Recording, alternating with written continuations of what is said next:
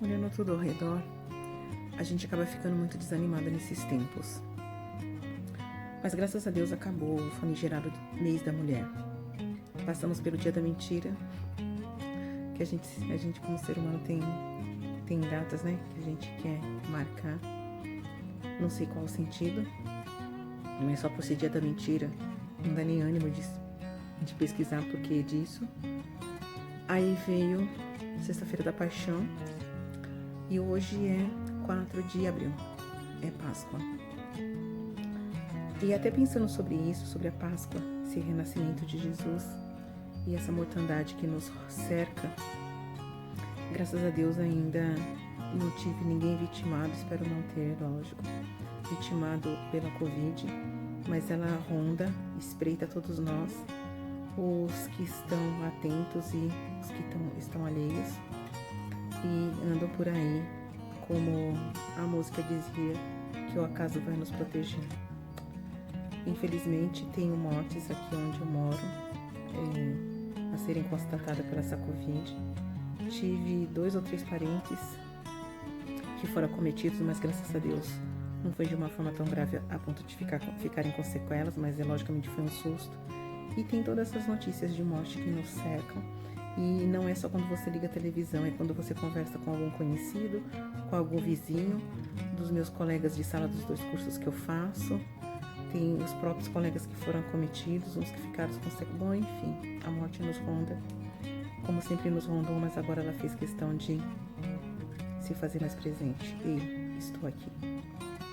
E dentro disso tudo, como o último vídeo foi sobre o Dia da Mulher, é interessante como a gente não se apercebe, eu acho, que tudo que existe um dia é porque ainda está sendo muito ainda mal compreendido, ou está ainda sendo cometido muitos crimes, discriminações, né? Tudo que existe alguma coisa marcada, tirando essas bobeiras de Dia da Mentira, é porque ainda existe um preconceito, existe uma discriminação, existe uma incompreensão ainda muito grande das causas que nos rondam. E o Dia da Mulher, por exemplo, eu não vejo um dia ser comemorado, pode ser até significativo de ser marcado, porque na verdade nós fomos feitos homens e mulheres. Isso na concepção, como dizem hoje, é como se fosse uma coisa assim, estreita, uma coisa, como que posso dizer, meu Deus, que tem dito, não lembro a palavra, mas como se fosse uma coisa muito limitada, que nós, mesmo nascendo com sexo de homem ou de mulher, nós não precisamos estar presos dentro dessa significação que a genitália traz, e sim há dentro de nós uma essência que não cabe dentro daquele corpo. Se eu nasço no corpo de mulher, eu posso não me identificar como mulher.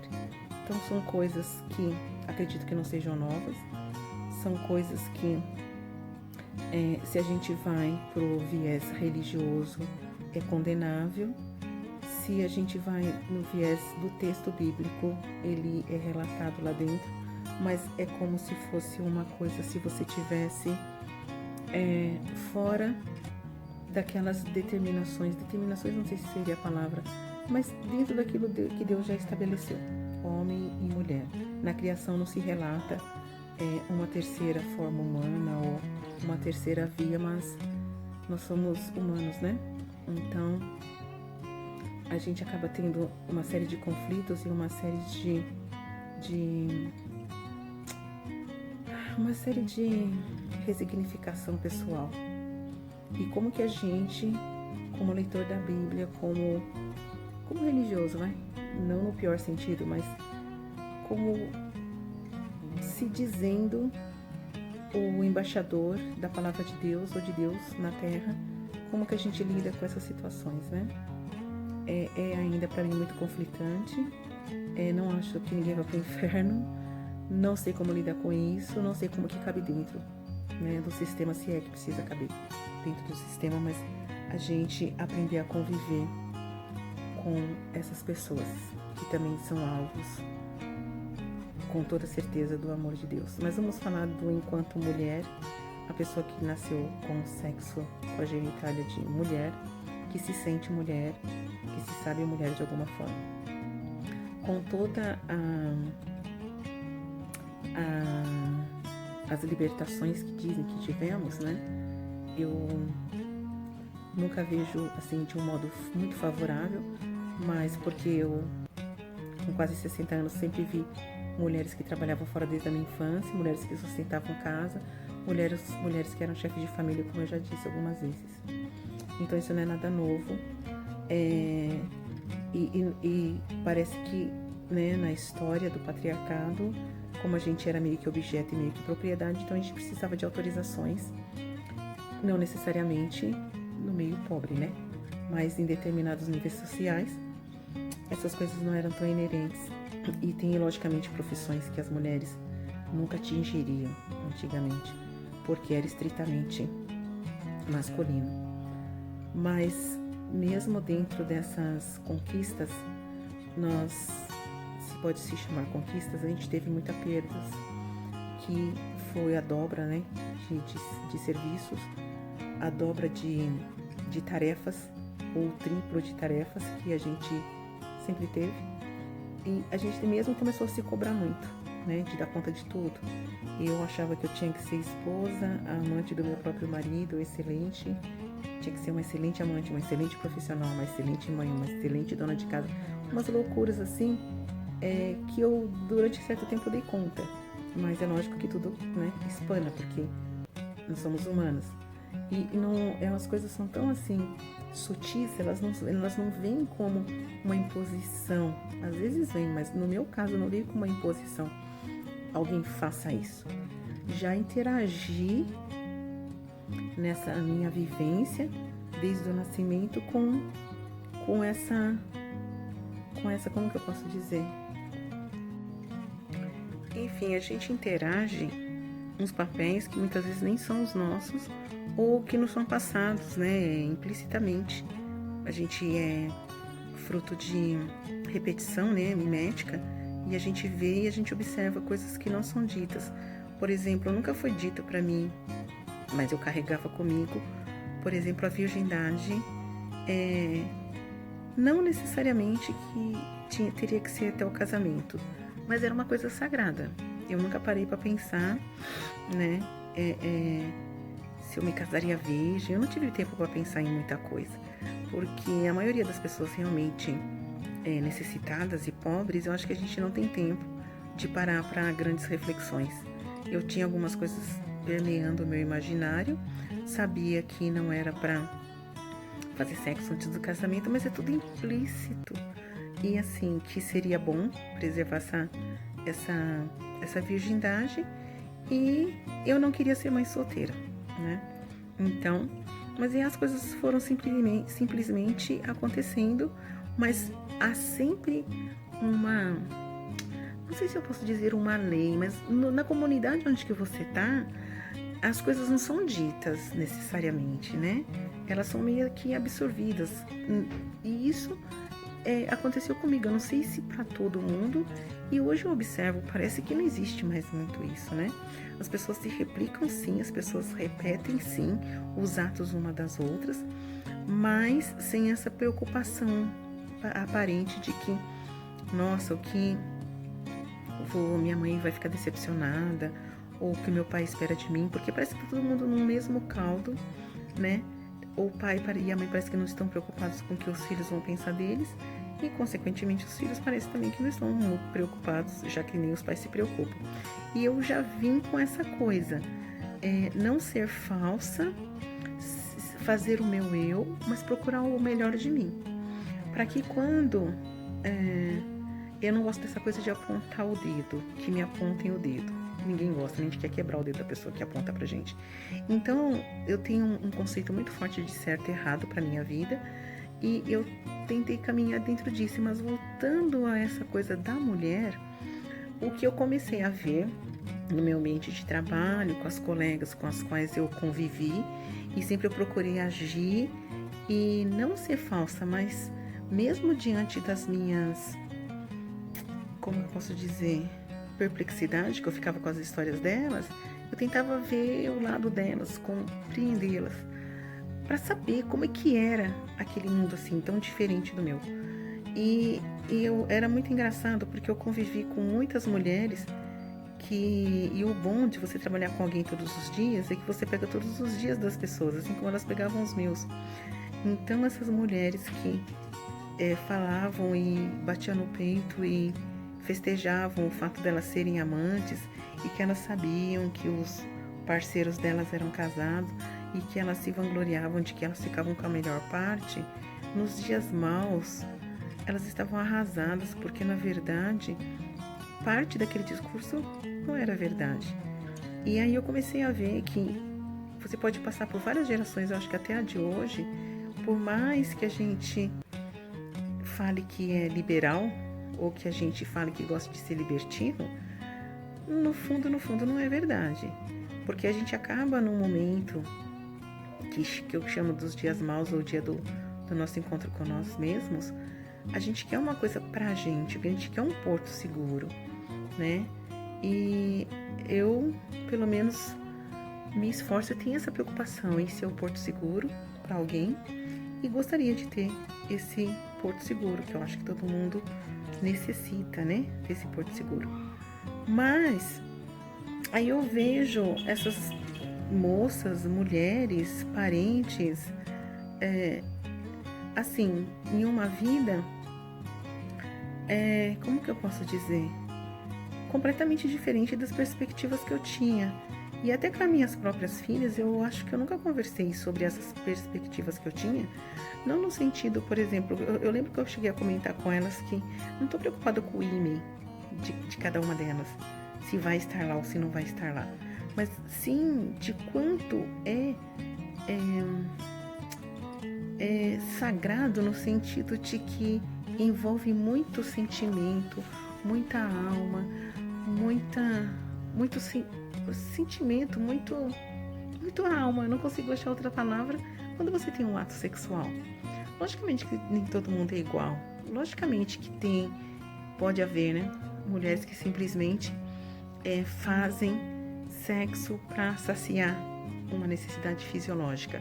E acredito que até eu posso ter tido essa fase, mas é muito mais que isso. E essa coisa de satisfazer a parte carnal da coisa, a parte mais biológica, ela uma hora é confrontada com essa alma, com esse sentimento, com essa que do espírito da gente, que quer ter sempre aquela coisa da reciprocidade.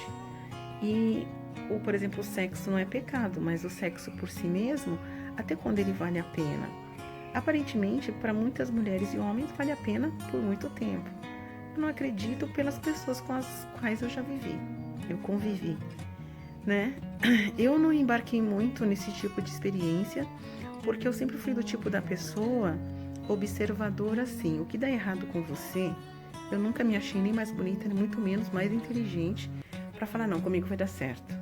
Então, talvez por covardia eu já não embarquei em muita coisa. Não me arrependo, esse tipo de coisa eu não me arrependo, porque eu ainda me pergunto, as pessoas, nossa, você não vive. Que é viver? Sexo, droga e rock and roll é viver? Uma vida de lascívia, vamos dizer? Se hoje não pode nem se dizer isso, né? Ou sexo abundante, ou sexo com cada dia um. O que é viver? O que é ser feliz? Até quando essa felicidade dura? E quando ela, vamos dizer, dá uma desvanecida, o que sobra? Então isso para mim, esses questionamentos de mulher, para mim são importantes. E o que eu tenho visto, tanto na ficção, nos filmes que eu assisto e nas conversas que eu ouço muitas vezes, por exemplo, uma coisa que vem implícita a mim é a casa. A casa é um solo sagrado. Então é um porto seguro, aonde, por exemplo, poucas coisas devem entrar, né?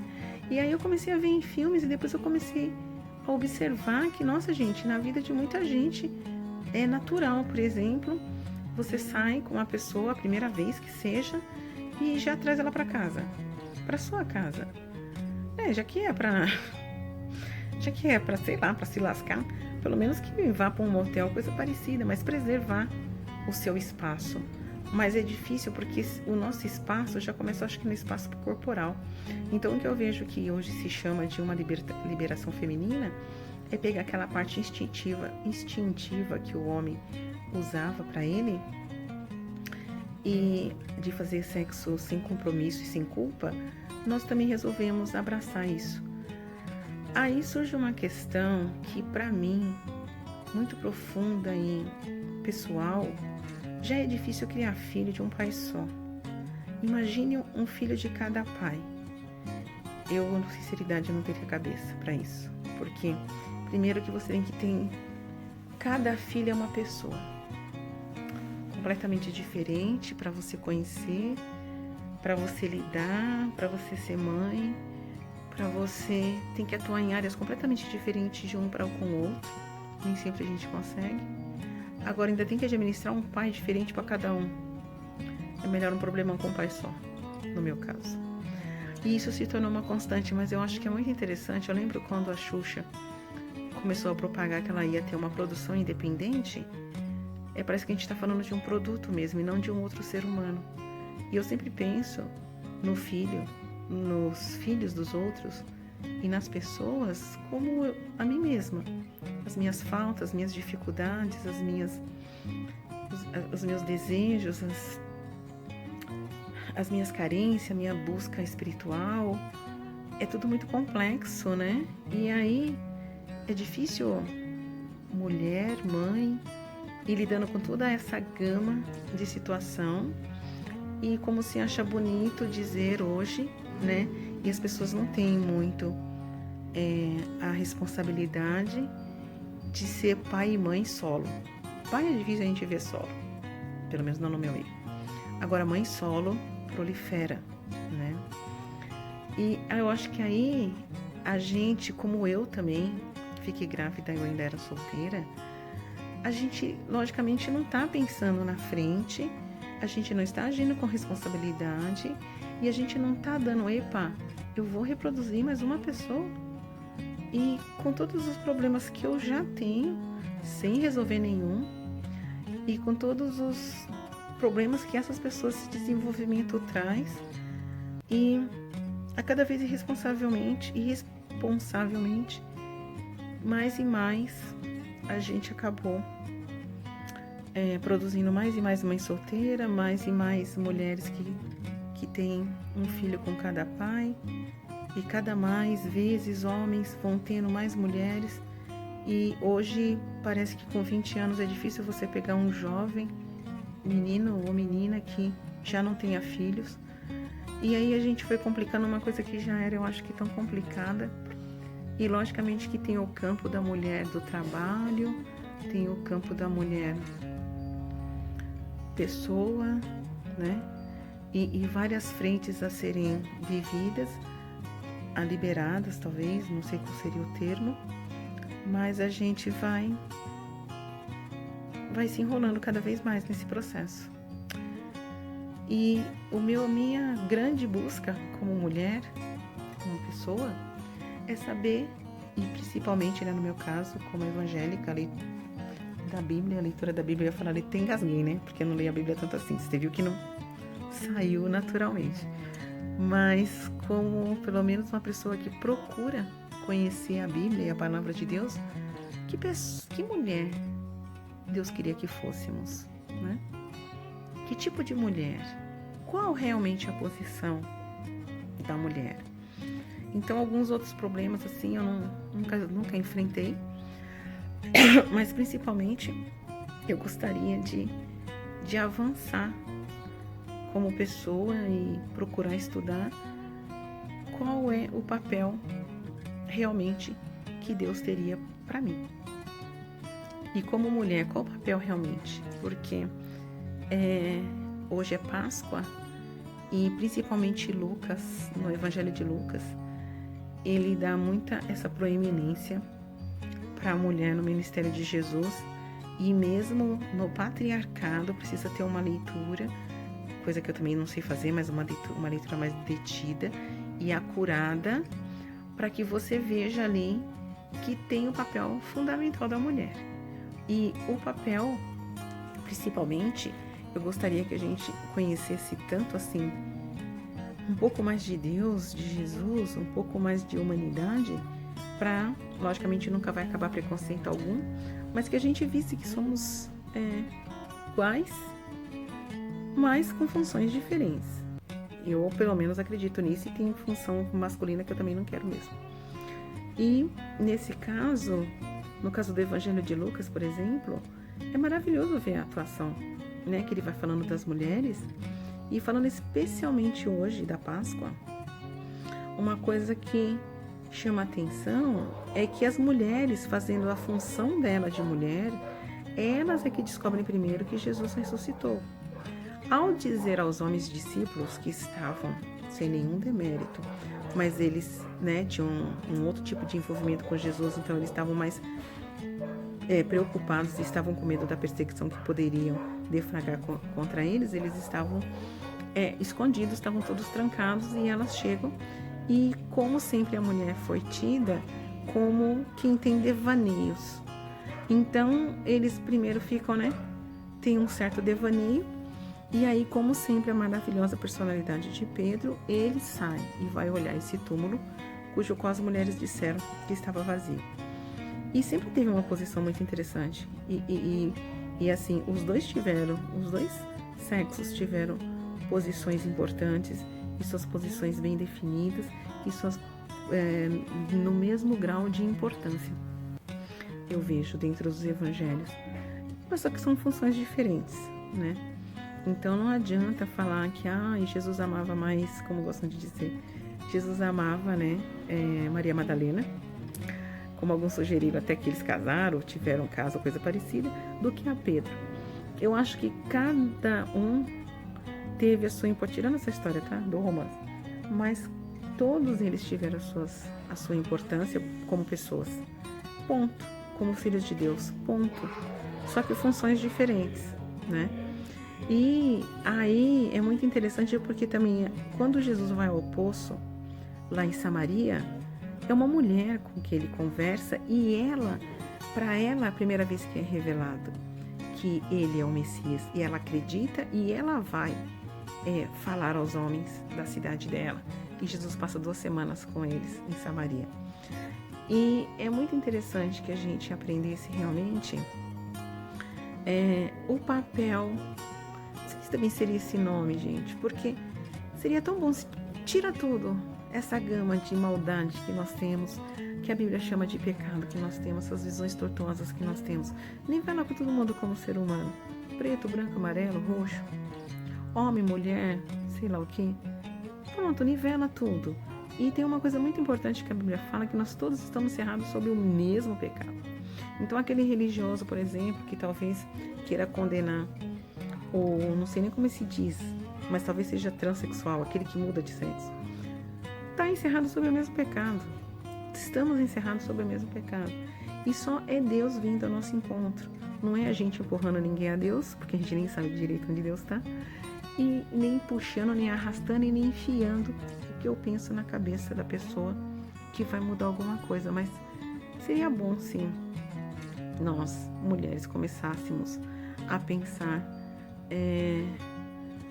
não dessa forma sempre combativa, no sentido de querer o lugar do outro, querer enfiar pela goela do outro, mas que nós próprias reconheçamos o nosso lugar, porque quando a gente reconhece o nosso lugar, a gente não precisa estar se afirmando o tempo todo, já está posto, né?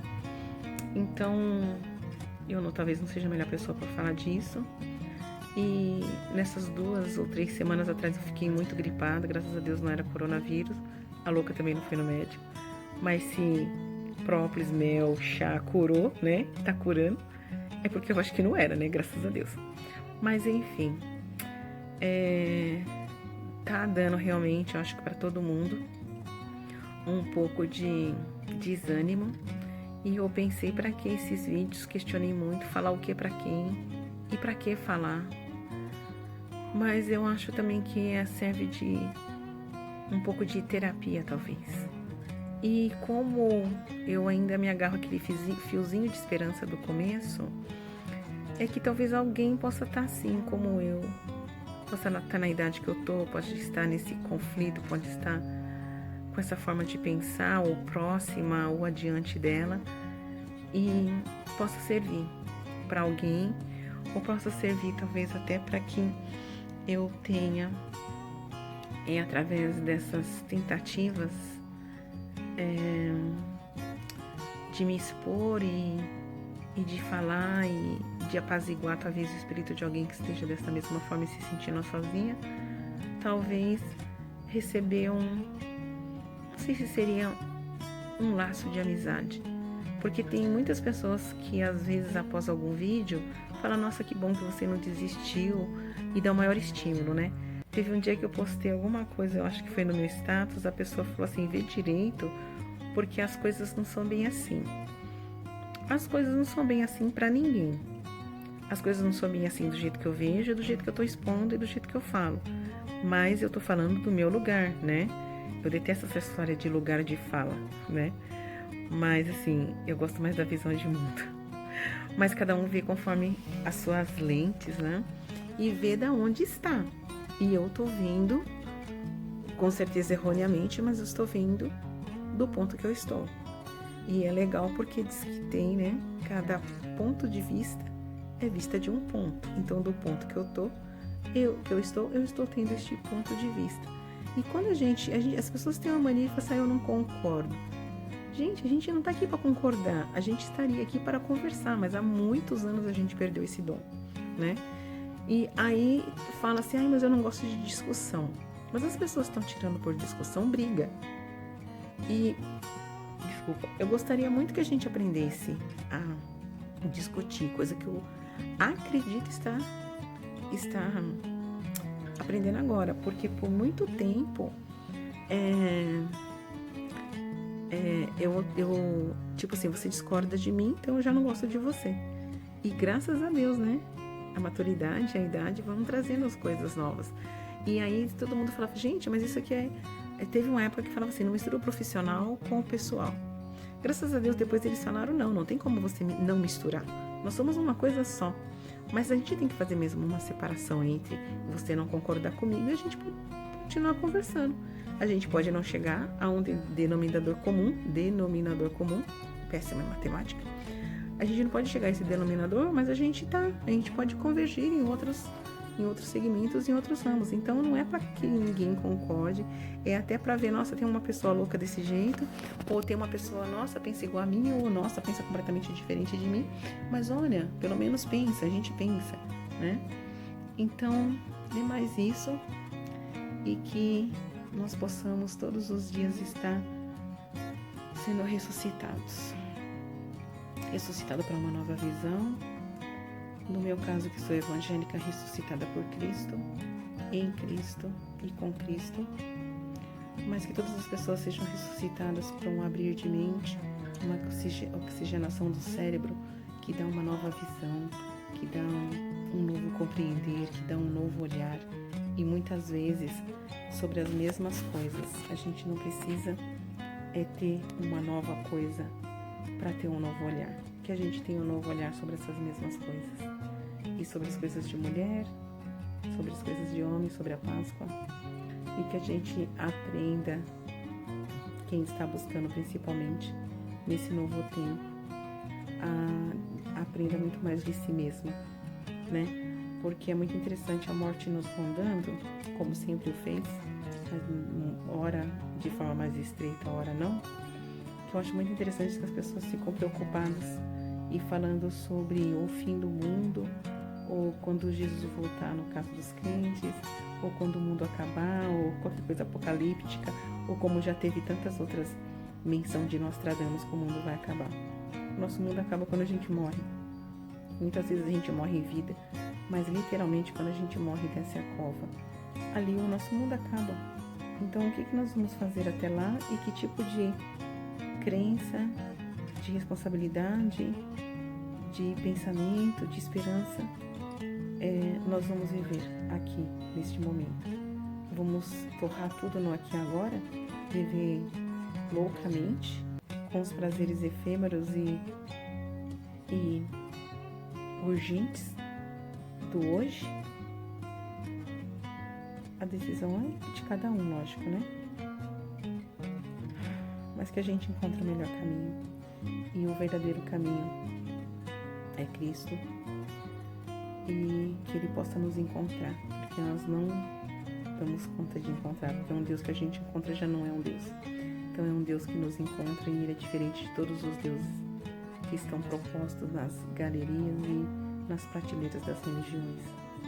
Então que a gente não procure um Deus que nos satisfaça, que nós procuremos um Deus que não sei se nos acrescente, mas aquele Deus mesmo que nos faça conflitar dentro de nós mesmos, porque lugar que tem muitas respostas é pra gente desconfiar e ter medo de se enfiar nesses lugares. As perguntas têm que caminhar com a gente e a gente vai desfiando o novelo de um modo devagar e lúcido. E quando a gente faz isso, a gente já não quer enrolar uma outra pessoa naquela verdade. A gente vai dirimindo, diluindo mais aquela verdade para nós mesmos. E aquela verdade diluída em nós ajuda a ter um olhar mais complacente. Primeiro com a gente mesmo e depois com o outro. E complacente não significa que a gente vai ser completamente negligente com as faltas das pessoas, mas nós vamos dizer, sim, houve essa falta, mas nós podemos continuar caminhando juntos.